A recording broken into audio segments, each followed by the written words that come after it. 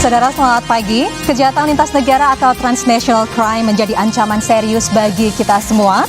Dan Polri melalui ASEAN Ministerial Meeting of Transnational Crime atau AMMTC mendorong polisi se-ASEAN untuk memberantas kejahatan lintas negara. Lantas apa saja yang akan menjadi pembahasan dalam AMMTC 2023 dan bagaimana strategi Polri? Kita akan membahasnya selama 30 menit ke depan bersama saya Diana Dwika hanya di Polri Presisi. Dan untuk membahasnya saya sudah kedatangan 3 narasumber bersama saya di studio. Yang pertama akan saya perkenalkan Kepala Divisi Hubungan Internasional Irjen Pol Krisnamurti SIK MSI. Bapak apa kabar?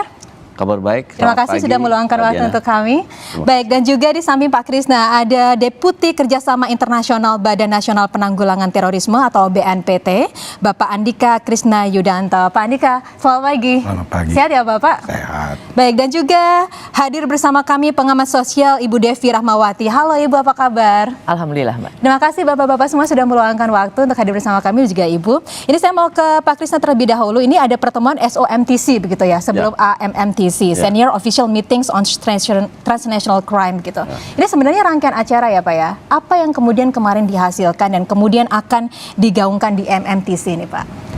Baik, tahun 2023 ini Indonesia adalah dalam posisi keketuaan ASEAN. Jadi termasuk para menteri-menterinya juga. Jadi ketuaan ASEAN itu KTT-nya nanti puncaknya bulan September di Jakarta. Sebelumnya sudah ada KTT di Bajo. Nah, pada bulan September nanti akan disepakati oleh para kepala negara ASEAN hasil-hasil pertemuan yang dilakukan oleh para menteri-menteri.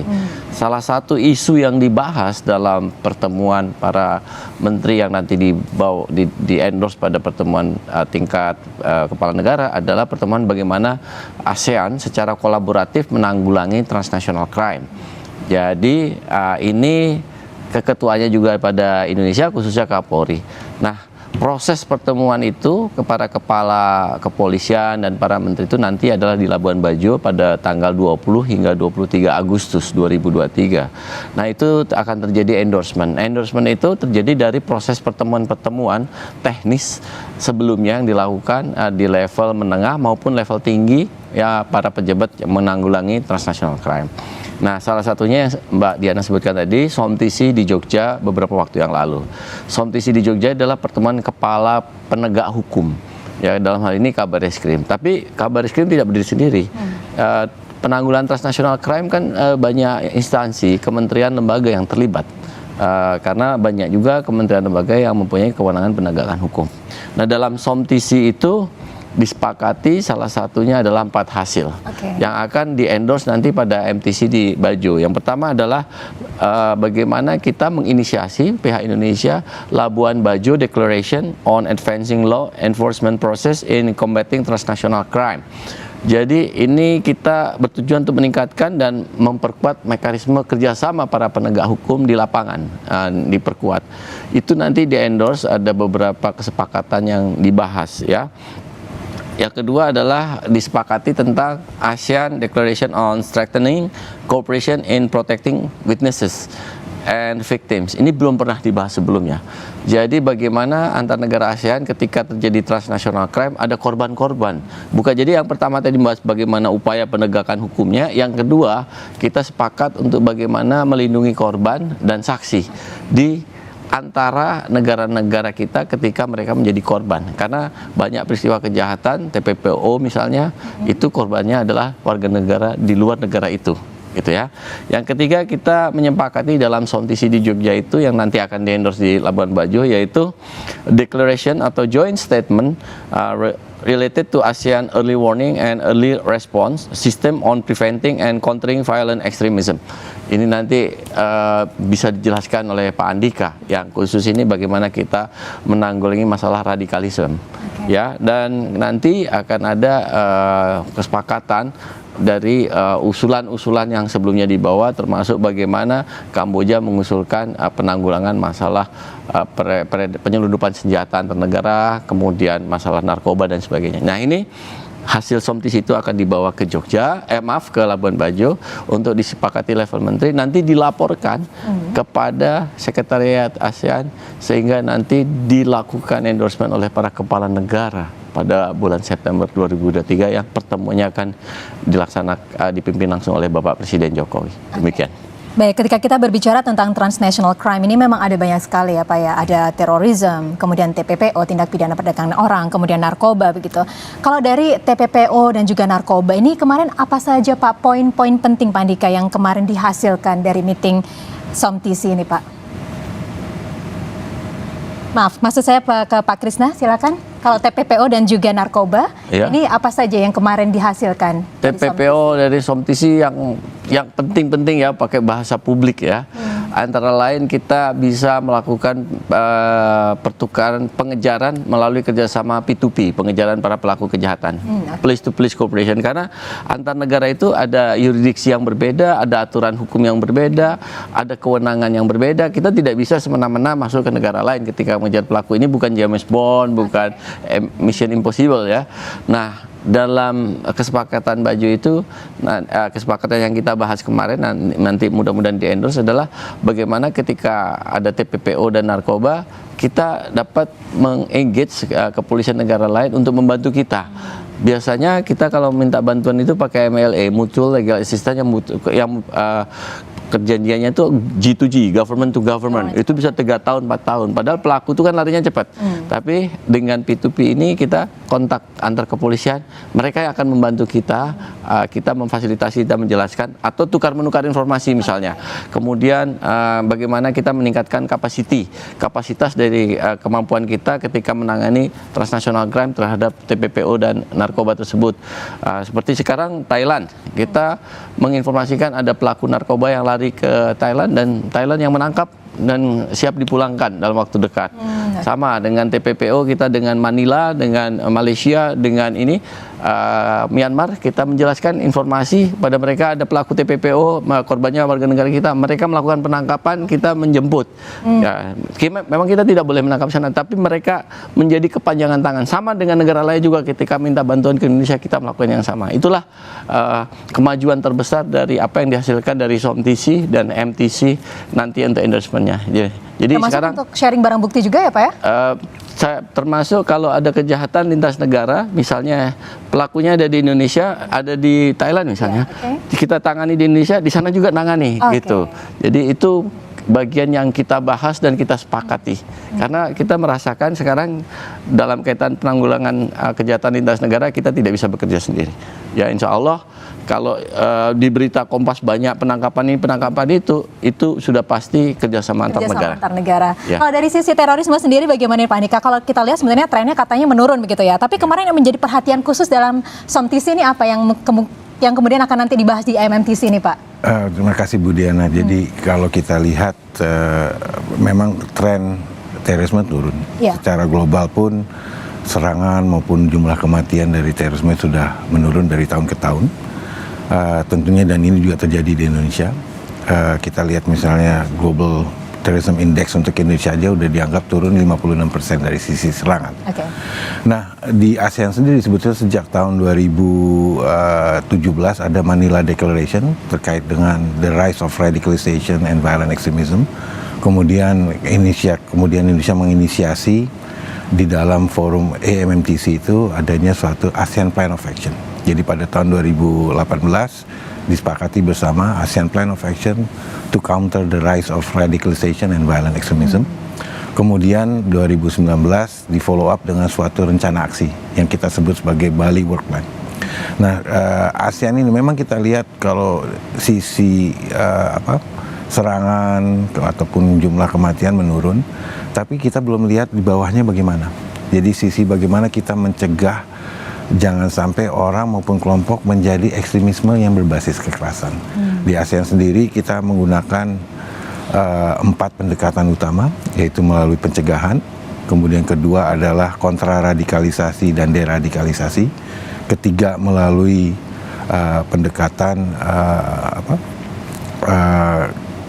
penegakan hukum, kemudian memperkuat kerangka legislasi nasional, dan keempat adalah kemitraan dan kerjasama internasional. Nah ini semua ada di bawah kerangka Bali Work Plan yang diinisiasi oleh Indonesia, dan kebetulan Indonesia adalah voluntary lead shepherd yang terkait dengan upaya penanggulangan terorisme di tingkat ASEAN. Seperti itu. Baik, nah ini kalau misalkan kita kaitkan dengan transnational crime ke Bu Devi, ini ada indikasi bahwa transnational crime seiring dengan globalisasi, digitalisasi ini juga meningkat gitu ya. Ini dampaknya untuk Indonesia sendiri seperti apa, Ibu? Ya, tentu saja pertama kita sebagai negara dengan populasi yang sangat besar, ini tentu menjadi daya tarik tanda kutip bagi para pelaku kejahatan-kejahatan tersebut. Nah, oleh karenanya penting sekali apa yang kemudian diinisiasi oleh negara dalam hal ini kepolisian, juga BNPT dalam deklarasi ini. Kenapa? Artinya satu, memang negara sangat serius untuk memastikan baik itu di dalam apalagi di luar negeri akan berusaha melakukan perlindungan yang paripurna, gitu ya. Jadi upaya ini menjadi penting lah untuk kita dukung. Nah, yang kedua tadi menarik yang disampaikan oleh beliau terkait pencegahan. Ini satu hal yang menurut hemat saya menjadi satu PR yang sebenarnya tidak bisa ditempatkan hanya kepada aparat negara, apalagi aparat kepolisian dalam hal ini.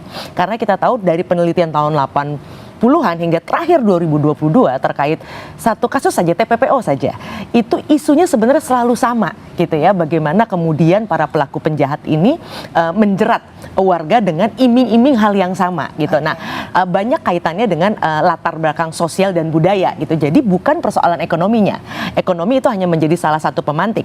Tapi yang paling menarik di era sekarang adalah bagaimana kemudian media sosial itu kemudian tumbuh menjadi panggung-panggung baru untuk para penjahat ini melakukan jerat-jerat tadi dan menghipnotis calon-calon korban. Dan inilah yang kemudian sebenarnya PR-nya sekali lagi tidak bisa ditempatkan hanya pada teman-teman aparat. Kita yang sayangnya sekarang watak masyarakat kita sebagian sudah berubah, tidak lagi kemudian hangat, tidak lagi kemudian ramah, yang kemudian membuat aspek ketidakpedulian tadi yang menyuburkan potensi saudara-saudara kita yang rentan untuk kemudian terjerat dalam bujuk rayu tipu daya para pelaku penjahatan ini.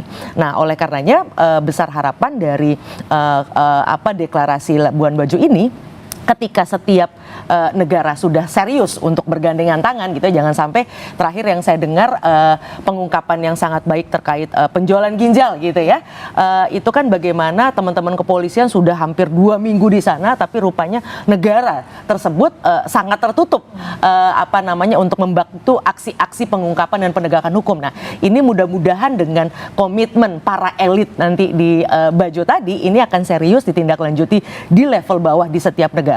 Karena pertaruhannya jelas, ini masalah kemanusiaan, bukan persoalan Anda warga negara mana dan sebagainya, tapi lagi-lagi nyawa manusia dan pertaruhan bukan hanya persoalan harga diri bangsa, tapi sekali lagi sekarang kita dikenal sebagai global village, sebenarnya sudah tidak ada batas lagi antar manusia setiap negara. Jadi ini menyerahkan tanggung jawab kita semua untuk memastikan setiap orang yang bernafas di muka bumi ini mendapatkan perlakuan yang layak. Ya, berarti ini memang menjadi salah satu bukti keseriusan Polri ya dalam melindungi hak asasi manusia untuk mendapatkan rasa aman begitu ya. Kita juga pastinya ingin membahas lagi lebih jauh bagaimana nih upaya-upaya yang dilakukan dari Polri untuk bisa menyelesaikan kasus-kasus transnational crime ini di segmen selanjutnya. Dan pemirsa jangan kemana-mana karena kami akan segera kembali sesaat lagi. Tetaplah di Polri Presisi.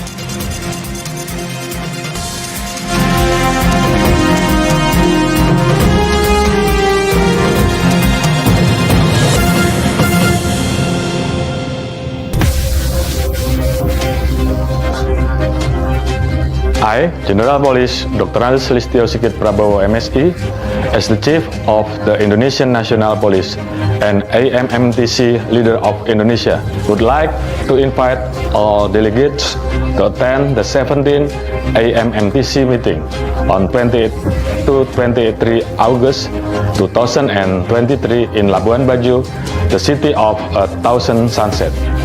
With on the spirit of ASEAN, we hope this meeting could be useful to strengthen cooperation and expand network in countering transnational crimes. With great honor, we look forward to welcoming you in Labuan Bajo, Indonesia. ASEAN Matter, epicenter of growth.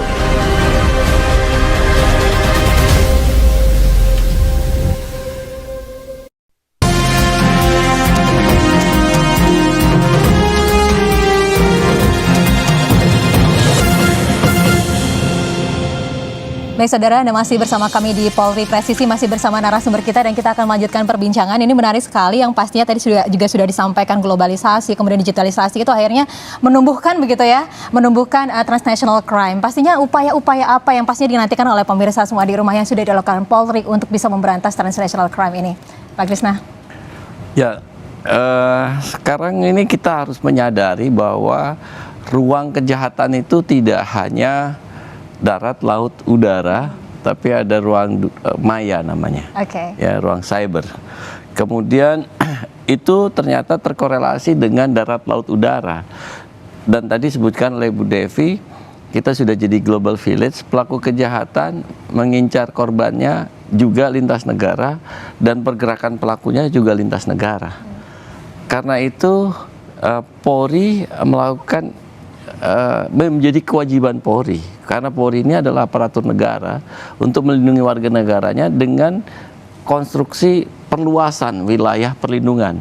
Jadi kita punya visi adalah ketika kita melakukan kegiatan pemolisian internasional itu visinya adalah to protect Indonesia back home. Jadi apapun yang kita lakukan di luar, hakikatnya adalah memprotek Indonesia, menjaga Indonesia dari permasalahan-permasalahan kejahatan lintas negara yang luar biasa. Bahkan kalau boleh kami bandingkan, itu mungkin 30-40% kejahatan sekarang sudah lintas negara. Konvensional tidak banyak lagi. Dan 60% mungkin lebih pelakunya adalah kejahatan itu terjadi di dunia cyber, di dunia maya, di lingkungan maya. Nah, oleh karena itu engagement dengan agensi-agensi penegak hukum negara lain, termasuk organisasi internasional itu diperlukan. Karena nanti dengan sistem hubungan internasional yang tidak teratur saat ini, kita harus membuat teratur. Sistem Indonesia begini, sistem Singapura begitu, sistem Kamboja begitu, sistem Arab begitu, Amerika begitu. Ini kan tidak teratur nih. Nah, kita melakukan engagement ikatan-ikatan. Jadi ikatan-ikatan itu kita lakukan baik bilateral maupun multilateral. Yang bilateral tuh kita melakukan MOU dengan negara-negara itu. Nah, yang multilateral inilah MTC, SOMTC, sifatnya kesepakatan. Tidak bisa MOU lintas negara, ya, kesepakatan. Tapi kalau yang ikatannya agak kuat, Interpol seperti itu ya. Nah, Polri berkewajiban untuk melakukan itu dengan salah satunya melalui kantor kami Divisi Hubungan Internasional. Nah, kami memfasilitasi, mendukung, mensupport penegak hukum negara lain maupun penegak hukum di lingkungan Indonesia, baik itu lingkungan internal Polri maupun eksternal, karena eksternal pun bagian dari Interpol. Untuk ketika mereka mendapatkan permasalahan kejahatan lintas negara, kami memfasilitasi, mensupport itu. Hakikatnya itu yang dilakukan oleh Polri dan ini terjadi percepatan dalam membangun hubungan internasional yang dalam beberapa tahun ini terakhir ini karena masing-masing negara menyadari kebutuhan itu. Tapi kalau upaya-upaya apa yang dilakukan untuk perlindungan saksi dan juga korban yang berada di luar negeri itu sejauh ini seperti apa, Pak? Ya, kita mengengage lagi ya. Engagement itu penting dengan agensi penegak hukum negara lain. Contoh misalnya dengan Kamboja, dengan Myanmar, kita datangi, kita kontak, Thailand juga, kita sampaikan bahwa ini korban-korban kami tolong dibantu karena kejahatannya pelakunya sudah organized crime. Ya, jangankan korbannya, penegak hukum di Thailand saja takut dengan pelaku TPPO itu. Ya, karena itu tapi mohon maaf, kerjasama yang kami lakukan kebanyakan tertutup, tidak dibuka. Cuma kan media suka pengen kepo nih, jadi kesannya kami tidak bekerja, kami bekerja. Ya, seperti penanggulangan terorisme itu BNPT dengan Densus 88 dengan kementerian lembaga lain, mereka bekerja dalam silent. Nah, mereka juga melakukan pertukaran informasi dengan negara-negara lain. Jadi nggak usah khawatir, kami bekerja. Cuma memang percepatan jumlah kejahatannya selalu meningkat. Iya, baik. Memang karena kalau misalkan sampai bocor begitu ya Pak, ya, akhirnya operasi tidak berhasil begitu. Itu yang harus kita pahami bersama. Tapi Bu Devi, kalau tadi Bapak juga menyampaikan bahwa TPPO itu banyak sekali begitu kejadiannya. Nah, ini apa yang menyebabkan TPPO ini di Indonesia begitu subur terjadi? Ya, pertama Alasannya adalah satu, secara sosial kita masih menganut paham di mana perempuan dan anak, kenapa fokusnya perempuan dan anak? Karena mereka adalah korban terbesar sebagai properti, sebagai barang yang kemudian bisa dipertukarkan dengan apapun. Jadi dalam hal ini perdagangan itu tanda kutip memang dilakukan secara ikhlas oleh keluarga karena mereka berupaya meringankan beban keluarga mereka dengan cara mengirimkan anak dan perempuan mereka dari keluarga, yang kemudian hal ini ditangkap betul oleh para penjahat tadi, yang sekarang kemudian untuk mengelabui aparat tentu memilih juga cara-cara modern dengan melakukan tadi perjalanan lintas negara. Yang ini yang kemudian kita perlu apresiasi. Operasi Senyap ini ternyata berhasil kan, artinya teman-teman kepolisian di bawah beliau itu berhasil membantu membuat jaring penangkap. Tapi ada satu yang menarik menurut hemat saya, bagaimana Polri juga melakukan pendekatan yang 360, artinya sempurna betul. Jaring globalnya dilakukan, tapi jaring di dalam juga dilakukan lewat apa? Melakukan intervensi di hulu persoalan utama lewat pencegahan dengan tim Babin Kamtibmas di seluruh Indonesia yang sangat serius mendampingi setiap warga, sehingga peluang untuk memutus informasi yang menjanjikan kekayaan, menjanjikan hidup yang lebih baik, itu bisa diintervensi di level akar rumput. Jadi menurut hemat saya, Polri sudah sangat paripurna dalam hal ini. Pendekatan keluarnya jalan betul, secara senyap. Pendekatan di level bahkan lokal itu dilakukan secara terbuka. Itu juga harusnya dilakukan untuk terorisme juga ya Pak ya. Ini kira-kira untuk bidang terorisme begitu, adakah pembaruan strategi nasional Pak untuk mitigasi dan juga pemberantasan terorisme di Indonesia? Iya, jadi yang tadi saya sampaikan Bu Diana, bahwa sejak tahun 2018 ada ASEAN Plan of Action to Prevent and Counter the Rise of Radicalization and Violent Extremism. Di sini sebenarnya meminta kepada setiap negara untuk membuat rencana aksi nasionalnya masing-masing. Oke. Kebetulan di ASEAN sendiri sudah ada 4 negara yang menginisiasi untuk membentuk National Action Plan atau rencana aksi nasional. Indonesia salah satunya, kemudian Filipina, Thailand sudah ada. Malaysia sedang pada tahap pengesahan. Oke. Nah, ini adalah pembaruan dari kebijakan terkait dengan penanggulangan ekstremisme berbasis kekerasan di tingkat ASEAN lah untuk itu. Tapi pastinya kita juga ingin mengetahui nih Pak, ini dalam upaya pemberantasan transnational crime ini apa saja menjadi tantangan bapak-bapak di sini? Boleh ya Pak, nanti kita bahas di segmen selanjutnya. Dan pemirsa jangan kemana-mana karena Polri Presisi akan segera kembali sesaat lagi. Tetaplah bersama kami.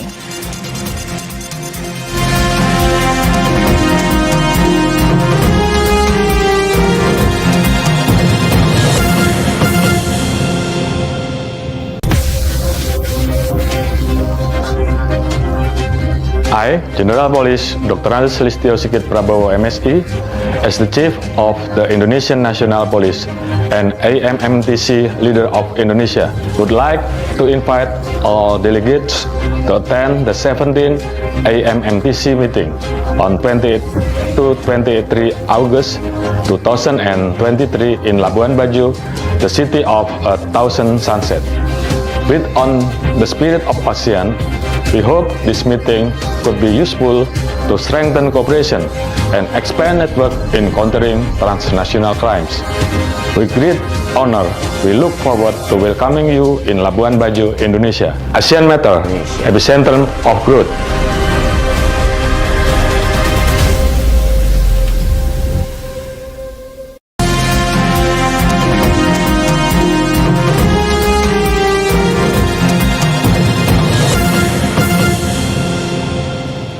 Baik, terima kasih pemirsa, Anda masih bersama kami di Polri Presisi, masih membahas tentang komitmen Polri dalam memberantas kejahatan lintas negara. Saya kembali ke Pak Krisna. Pastinya tadi juga sudah dijelaskan upaya-upaya begitu dalam penanggulangan transnational crime. Tapi kita juga ingin mengetahui apa saja sih Pak yang selama ini menjadi tantangannya gitu, terutama dalam TPPO dan juga narkoba nih Pak. Tantangan utama adalah pelaku tidak merasa melakukan kejahatan. Oke. Ya, dalam konteks TPPO misalnya ada pelaku yang korban sukarela dia pergi keluar, padahal dia dieksploitasi, dan ini banyak sekali. Nah nanti dia ketika kesusahan dia baru teriak tuh. Ya, jadi karena memang tenaga kerja Indonesia ini disukai di luar negeri. Ya. Kerja keras mungkin. Kerja keras ya. Contoh kalau di Malaysia yang dari NTT itu disukai karena kemampuan bekerja dia 5 kali lebih kuat daripada warga manapun yang dari NTT. Nah, sementara terjadi moratorium dan prosedur yang harusnya mereka pergi bekerja di luar negeri itu melalui prosedur-prosedur yang benar. Nah, akibatnya mereka masuk ke Malaysia dengan cara-cara ilegal. Kemudian pekerja-pekerja online di Kamboja, Filipina, Myanmar itu terjadi nih. Itu sukarela, itu direkrutnya sukarela. Nanti kalau mereka ada masalah baru mereka merasa jadi korban perdagangan orang. Tapi ketika kita menggerakkan manusia antar negara untuk dipekerjakan dengan cara-cara ilegal, itu masuk dalam kategorisasi tindak pidana perdagangan orang. Oleh karena itu tidak bisa kita hanya memberantas di hulu dengan penegakan hukum, dan ini harus ada penataan terhadap sistem migrasi warga negara antar negara. Karena bekerja di luar negeri ini sekarang sudah biasa. Orang luar negeri bekerja di Indonesia biasa, orang Indonesia bekerja di luar negeri biasa. Saya saja pernah bekerja di luar negeri. Yang kedua, masalah narkoba. Narkoba ini para pelaku menganggap ini bukan kejahatan. Kurirnya, mereka merasa ini berdagang. Kalau ketangkap mereka merasa dibilangnya sial saja. Nah, problemnya adalah barang diproduksi misalnya dari Myanmar dengan harga sangat murah. 1 kilo sabu itu hanya sekitar $200, $300. Ya, itu sampai di Indonesia miliaran. Jadi akan banyak orang yang rela membawa barang itu sampai ke market terakhir. Dan Indonesia kan negara besar, penduduknya besar. Selama itu di hulu itu tidak dihentikan, kalau di hulu ya, di awal itu tidak dihentikan lewat perbatasan. Bayangkan perbatasan Myanmar Thailand itu 1.000 kilo. Yang ditutup hanya 3 pintu, yang lainnya kan jalan bisa masuk Thailand. Di Thailand sudah ditunggu antar kelompok di bawah, dan mereka tidak merasa itu sebuah kejahatan. Sementara sampai di Indonesia itu adalah kejahatan. Jadi itu complicated dan kita harus mengupayakan pencegahan. Ini harapannya nanti kerjasamanya untuk transnational crime, pemberantasan transnational crime ini harus seperti apa, Pak Krisna? Ya, harapannya ada kesadaran bersama. Kesadaran bersama antar agensi penegak hukum di seluruh khususnya kawasan ASEAN untuk memahami bahwa kami jadi korban loh, jadi target loh, tolong bantu. Nah, kayak gitu. Nah, itu ada kesepakatan. Kalau enggak dilepas semua, ya, dilepas. Contoh, saya contohkan, Australia itu merasa jadi target utama imigran gelap. Ya, kalau Indonesia tidak sadar, ya sudah lepas saja, kan sama saja kan. Nah, ini terjadi dalam narkoba, dalam perdagangan orang juga begitu. Ya, baik. Kalau dari terorisme nih Pak, bagaimana kompleksitas kerjasama ASEAN nih dalam pemberantasan dan juga mitigasi terorisme? Tadi sama seperti Pak Krisna sampaikan bahwa dalam penanggulangan kejahatan transnasional kan ada game, yaitu shared responsibility. Jadi masing-masing negara memiliki tanggung jawab yang sama dalam rangka untuk memberantas itu. Di ASEAN pun kalau terkait dengan terorisme ada 2 hal sebetulnya yang membuat kompleks. Satu adalah masalah terorisme di masing-masing negara anggota ASEAN itu berbeda. Kita bisa lihat misalnya ada beberapa negara, Myanmar, Filipina dianggap sebagai high impacted by terrorism, Indonesia, Malaysia, Thailand dianggap sebagai medium impacted. Ada juga yang nggak terimpact oleh terorisme, misalnya seperti Singapura. Nah, kemudian juga kita lihat ini tidak bisa ditanggulangi oleh satu sectoral body, misalnya IMTC saja. Tapi kita harus melibatkan sectoral body yang lain, karena ASEAN ini kan dibagi dalam 3 pilar utama kan, keamanan, ekonomi, dan sosial budaya. Tapi kita harus bekerja sama antara pilar itu, cross-cutting pillar, dalam rangka untuk menanggulangi satu isu bersama seperti ekstremisme berbasis kekerasan, termasuk juga terorisme. Jadi ini kompleksitasnya kalau kita lihat dari sisi ASEAN-nya.